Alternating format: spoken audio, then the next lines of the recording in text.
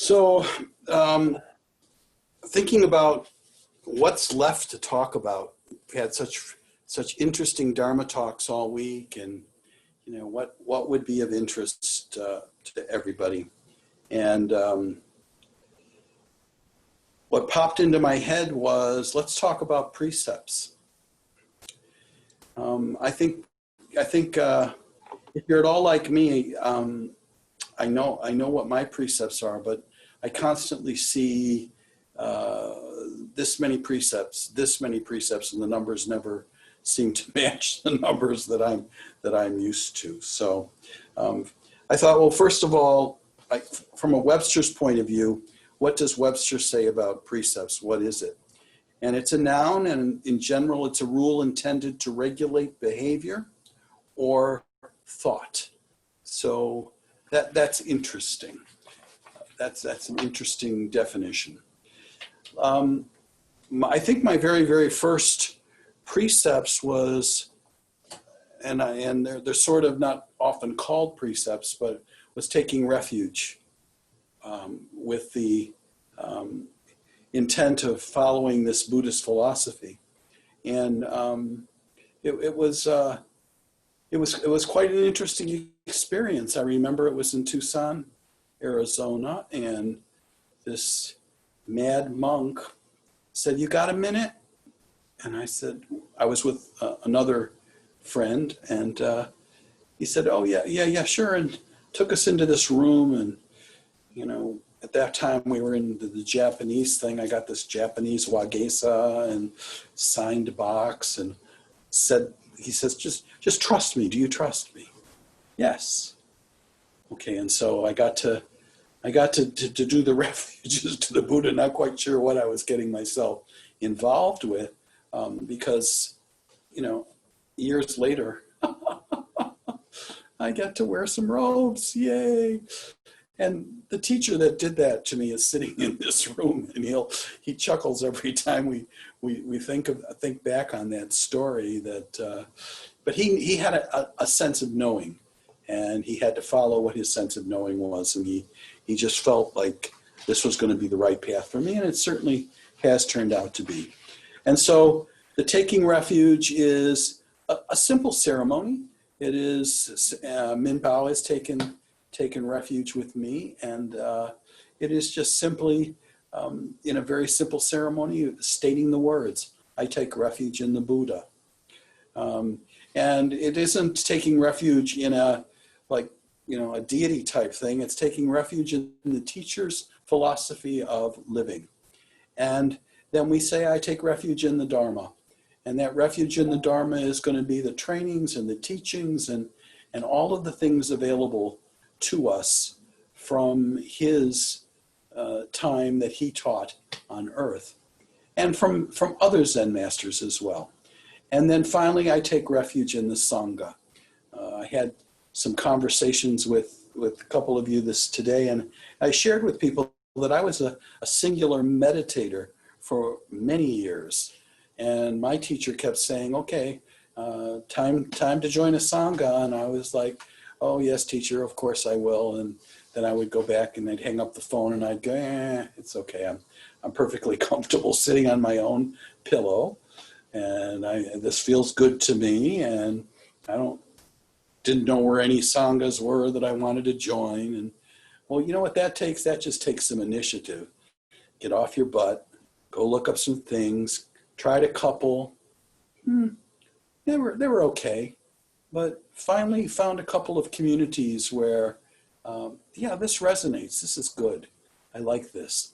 The Buddha taught us some wonderful things about how to live, and that's all in the Dharma, but it comes to life in the Sangha. I think that I've read somewhere that Thich Nhat Hanh says that the next coming of the Buddha will actually be as a result of the Sangha. And I think that's a wonderful thought. And so if you are following, if this path calls to you, and you begin to do the studies and you begin to understand it, then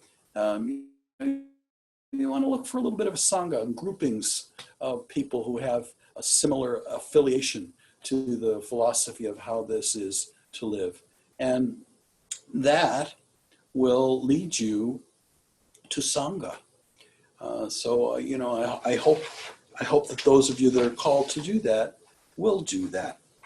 So those were three what we could, kind of think of as precepts. Then there are what's called the 5 precepts. And the 5 precepts, they're stated they're the same ideas stated in different words depending upon the group. Thich Nhat Hanh calls them the 5 mindfulness trainings of Plum Village. And some other places you'll hear them called different things. Usually the very, very first one that hits at the top of almost everybody's list is the vow not to kill. And so what does the vow not to kill mean? Well, Michelle was kind of like, I eat my lambs. And, so kind of feeling a little guilty about eating those cute little sweet lambs. But the truth of the matter is that there are many, many Buddhists who do not forego the eating of meat. And so are they breaking that first precept? Not really. Not really. They're not doing the killing. Are they contributing to the continuation of our animal population in suffering in some ways? Probably a little bit. But there are people who euthanize their meat in a very kind and understanding way. And it's not like some of the stockyard type things that you maybe seen on films and stuff like this. It's done in a very, very, very kind way. And I learned that this thing about killing is really quite interesting. I am one who tries to live a vegetarian life. I try not to kill anything in my house. And so in Texas, we have these things, they're pretty big. They're roaches. And they're pretty good size. And I don't have an affinity to roaches. I really don't. They don't bring any warm and fuzzy feelings to me at all. I see them scampering across the floor. And my first inclination is old behavior, which is, where's the nearest magazine? On your way to your next life. But I've stopped doing that. And so now I'm running around the house with a Kleenex, and I'm trying to trap this roach, and they're very fast and they're very cagey. But I manage to usually get a hold of them without hurting them. And I take them and I go to the back door of the terrace and I let the roach out into the outside and wish it well. And as I do that, I watch my dog come up and eat it. Oh, so it seems to be the way of life. Things that are eaten and things that eat things. So, there's kind of a natural flow of that. So what is the precept really all about for us? To avoid killing and hurting things. It is to be mindful about what we do in our actions. It's to be aware of how we live. This precept about not killing is being mindful of the preciousness of life in all ways. Killing can happen in a whole lot of different ways. We can kill spirit by the way we treat people. We can kill initiative. There's lots of ways of causing harm. And this precept is about recognizing all the ways that harm is caused to others, to sentient beings, to animals. Thich Nhat Hanh includes minerals because he says that our planet has to be protected as well. And so that's what those thoughts are about. The next one sort of kind of makes sense, which is, you'll find it in the Ten Commandments, which is they refrain from stealing. Let's not take what's not offered from anybody, and as we walk around and we see the extra pen in the bank, you go, oh, I like the way that writes. So I'll just stick that in my pocket. That's stealing. It is. That's stealing. But Thay, that's advertising for them. So they want you to take those pens. Oh, I love that justification. Absolutely. Absolutely. I've used that. I've got a couple of American Airlines staplers around here that I think was the same thing. So, but that's usually in the 5 precepts, is not stealing. The third one that usually gets put in there in some sort of wording is to, I'm going to read it from here, refrain from the misuse of the senses or sexual misconduct. And that's kind of a protection for everybody. People need to feel safe where they are. We need to control our own lusts. And so that precept is about that. And many times you'll see these 5 precepts introduced into the lay attendees of retreats. And so sometimes it's just necessary to make those statements so that people are aware. The 4th one is refrain from wrong speech. Well, we know from the Noble Eightfold Path that what is stated as right speech has lots of different elements to it, and with regards to our words and the intent behind our words. Again, I'm preferring what's in Recovery Dharma by using the word wise. Our words are wise. What we say to people, we have to be aware of the impact that can have on everybody. So that's another one. And sometimes it's about being silent. When you're running a retreat, that times of quiet. Thay's got it on in the evenings called the Noble Silence. That's also part of that precept. And finally, the 5th one is refrain from intoxicants that cloud the mind.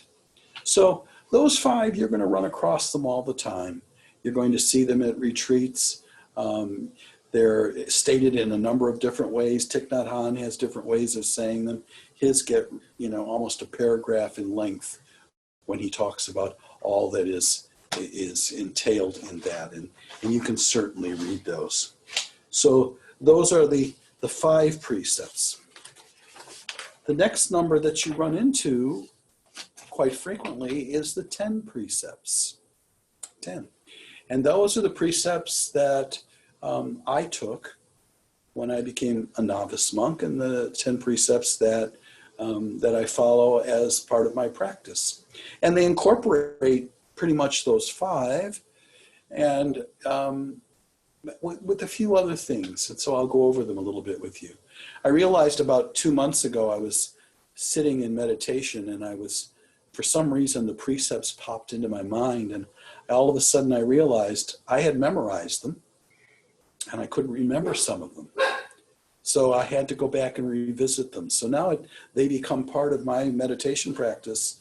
Every morning when I get up, I say those precepts again prior to doing my meditation, just so that I'm having this opportunity to re-imprint them, if you will, in my mind. I think I understand them in nature of my own existence and how I tend to work in the world. But this imprinting of remembering is important to me. So the first of the 10 is, I resolve not to take life, but to cherish. I resolve not to kill, but cherish all life. Sounds like the very first one of the 5, doesn't it? Sure does. The second one is, I resolve not to take what is not given, but to respect the things of others. Sounds like one of those 5, doesn't it? The third is, I resolve not to indulge in improper sexuality, but to live a life of purity and self-restraint. So I've had people, this is kind of my thing, but when Thay Kozen, my teacher, was was working with me on my path and journey, he would say, have you ever thought about being a monk?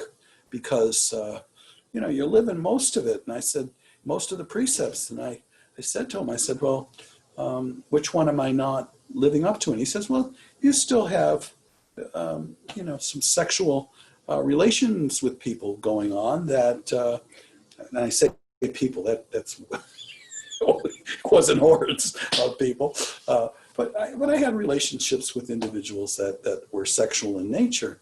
And he said, so we put that one in under your belt. And so, in my lineage here, we live a celibate life.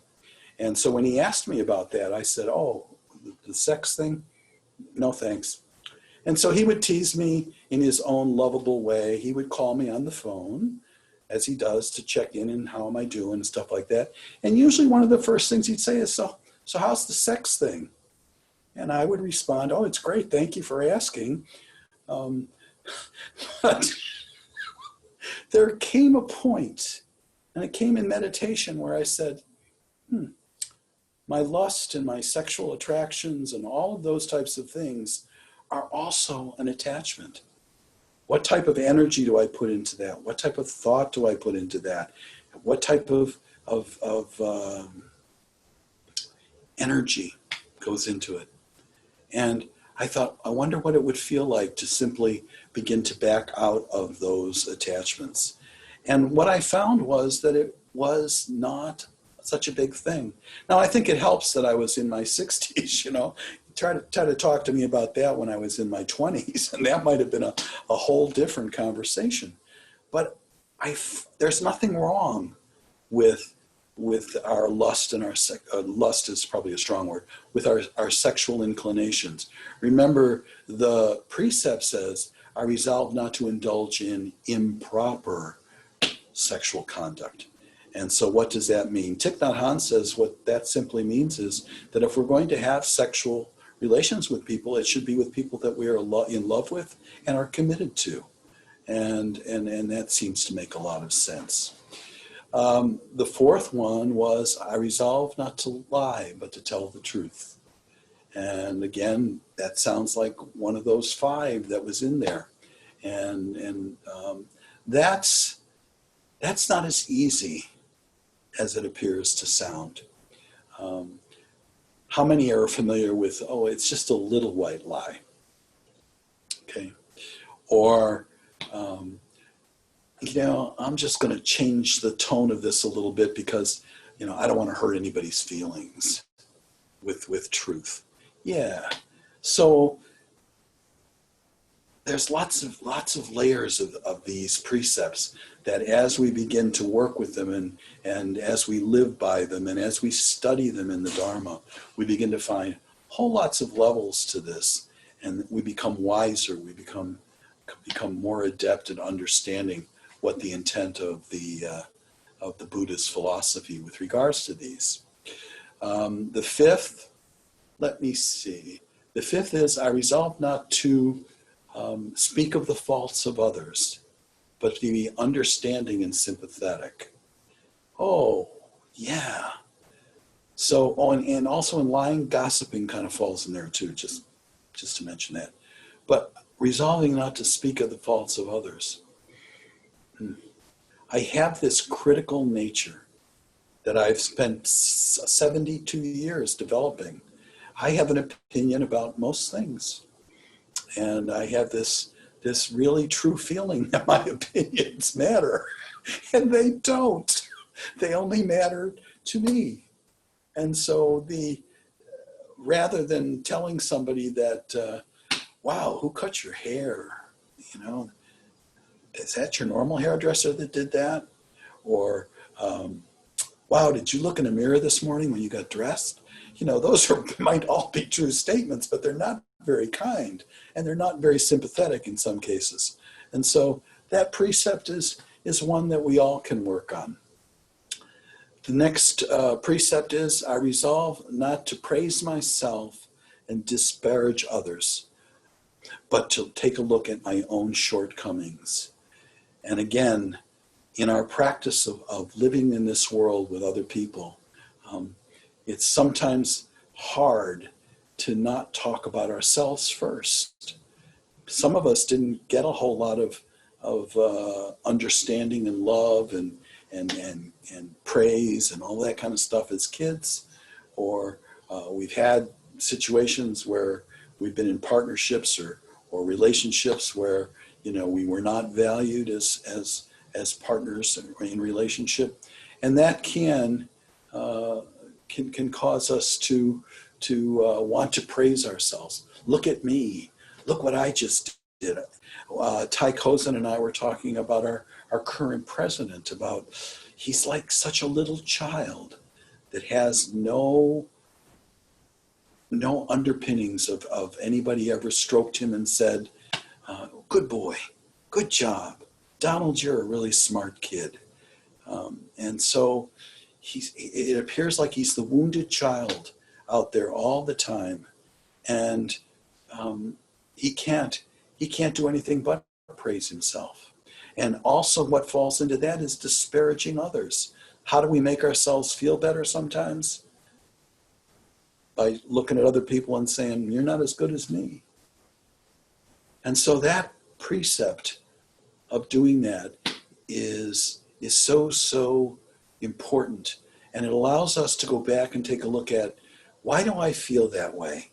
What is it about me that causes me to see what I think are imperfections in other people? And that is a hard human factor to step away from sometimes. I catch my mind going in here, you know, I think it's been mentioned, I have two guys that live in this house, and one's a renter and the other is this disabled veteran.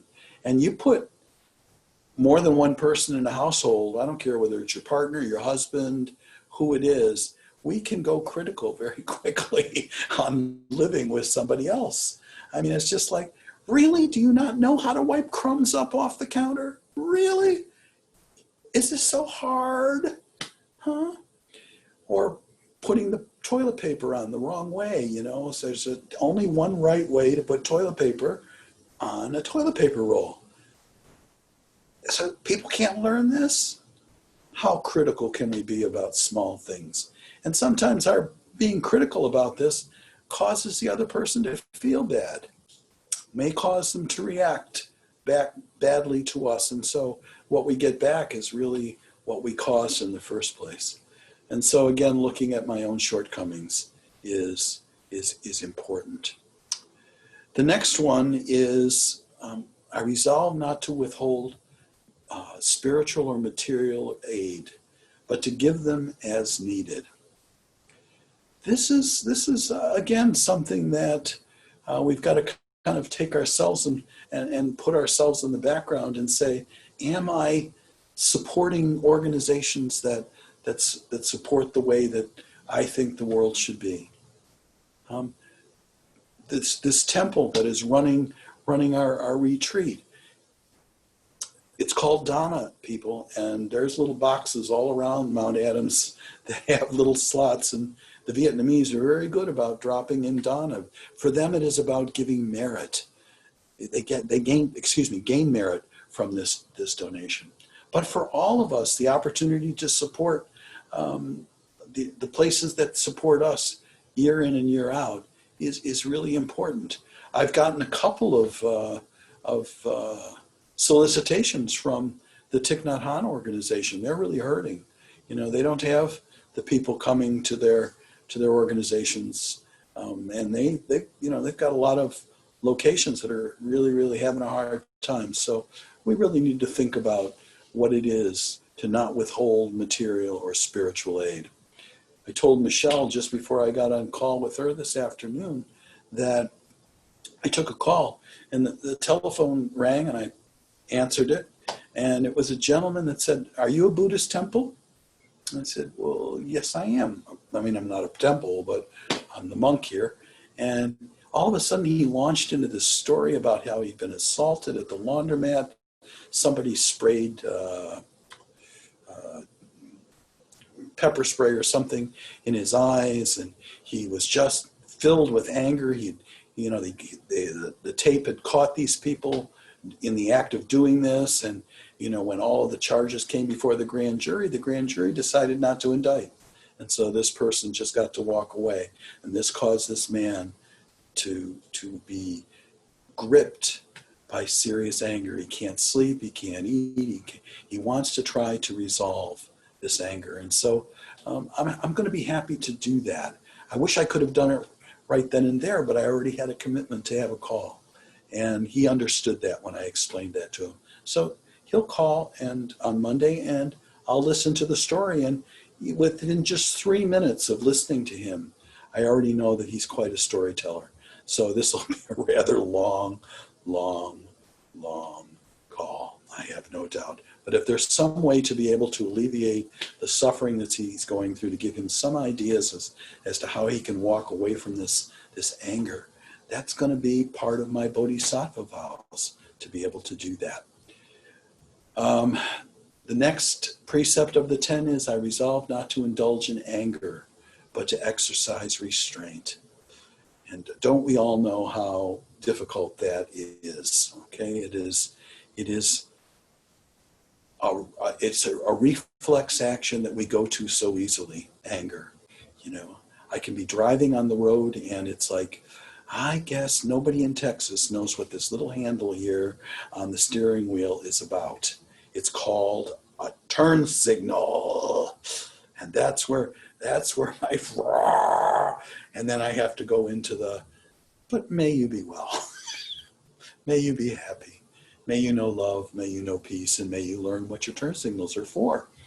Because it is a reflex action that the anger rises. But as you work more and more with your own anger, and you recognize what drives it, those episodes become less and less, and they become less lengthy in length. The anger doesn't stay as long. I've told you I'm a political junkie, and there were times I was watching the TV and yelling at the TV. Now, how potent is that? Okay? Not at all. Not at all. I was just causing my own discomfort by allowing that anger to take over. So that's a very, very important precept for many of us. I am so happy if that is not something that you have to worry about, but it's one that I have to worry about. And then finally, the 10th precept is, I resolve to uphold and cherish the three treasures, the three gems, Buddha, Dharma, and Sangha. I resolve to cherish them and to make sure that whatever I can do helps to spread that. So those are the 10 precepts that I follow as a monk. And so those were the 10. Now you heard probably all 5 of the 5 in the 10 somewhere. And that's kind of how people get confused. Well, what's the difference between the 5 and what's the difference between the 10? Well, there's just 5 more. That's the difference. The next thing you'll find out is, oh my gosh, somebody says there are 14 precepts. 14? Well, what happened to the 3, the 5, the 10? Now there's 14. Well, if you look at the 14, and I'm just going to go over them quickly, most of them encompass the things that we talked about in the 10. The first one is, do not be idolatrous about or bound to any doctrine, theory, or ideology, even Buddhist ones. Buddhist systems of thought are guiding means. They're not absolute truth. And in fact, I remember even that was part of my ordination, was a commitment to that. The second one, do not think the knowledge you presently possess is changeless, absolute truth. Avoid being narrow-minded and bound to present views. Learn and practice non-attachment from views in order to be open to receive others' viewpoints. Truth is found in life, not merely in conceptual knowledge. Be ready to learn throughout your entire life to observe reality in yourself and in the world at all times. The third one is, do not force others, including children, by any means whatsoever to adopt your views, whether by authority, threat, money, propaganda, or even education. However, through compassionate dialogue, help others renounce fanaticism and narrowness. That's a tough one for us parents, isn't it? Because, Do as I do, not as I say, or do as I say, not as I do. Do not avoid contact. This is the fourth. Do not avoid contact with suffering or close your eyes before suffering. Do not lose awareness of the existence of suffering and the life of the world. Find ways to be with those who are suffering, including personal contacts, visits, images, and sounds. By such means, awaken yourself and others to the reality of suffering in the world.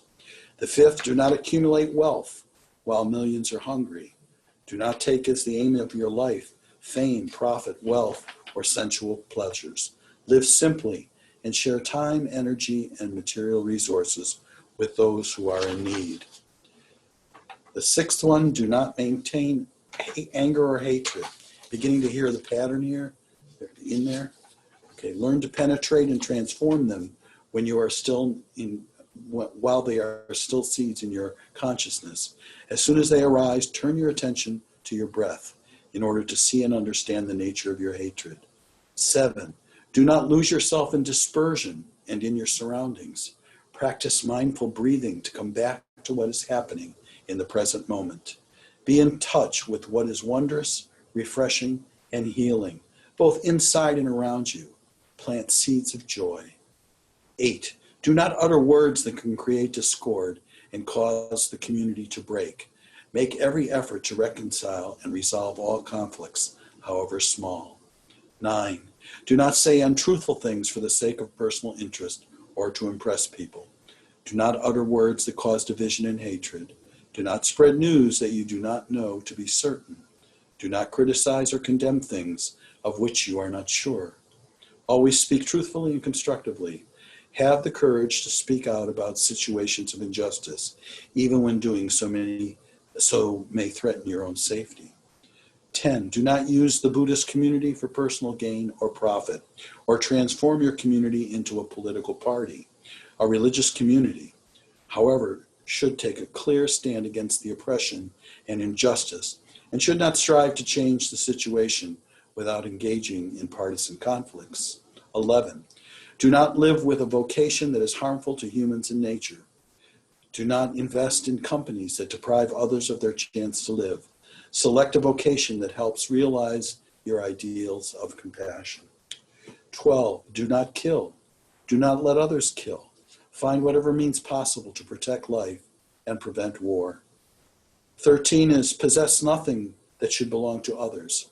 Respect the property of others, but prevent others from profiting from human suffering or the suffering of other species on earth.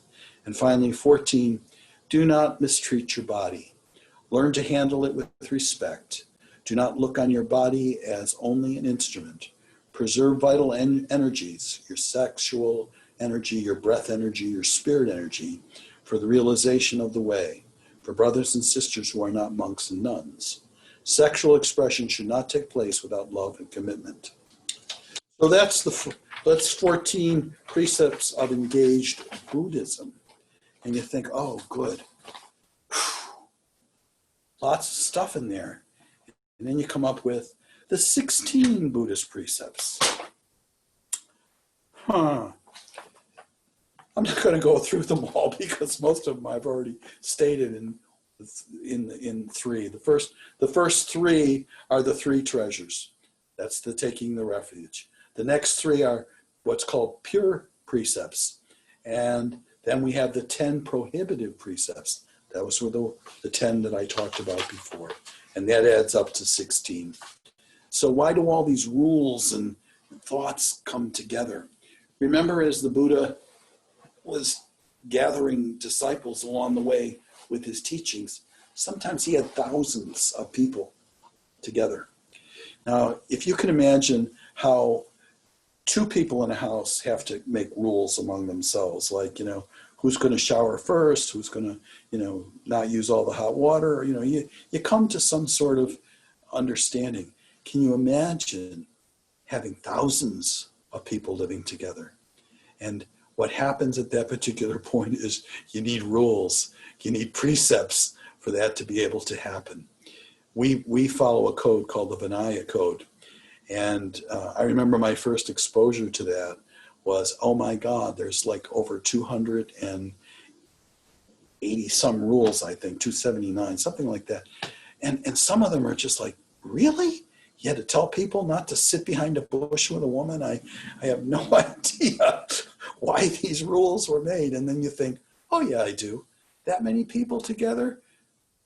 How did those rules get made? Well, somebody broke something. Somebody came forward with I saw, brother so-and-so and sister so-and-so sitting behind a bush. Probably nothing going on there at all, but we better be careful with that kind of stuff. So let's make a rule. And that's how the Vinaya just grew and grew and grew, just rules and rules and rules. What they are is just guideposts for us, ladies and gentlemen. Many times I've heard Thay say that we as monks are nothing other than stop signs, like stop signs or directional signs. We don't have all the answers. We don't understand all the technical deep stuff of all the teachings. Some of us know more. Some of us are still learning. But we're like, go this way, or take a look at this path and see whether that works for you. And by using these precepts and understanding where they came from and understanding what's the meaning behind just the words, we have the opportunity to just live a life that is ordered and clear. And for me, it's really a sweet life. Thank you so much for allowing me to share with you this evening.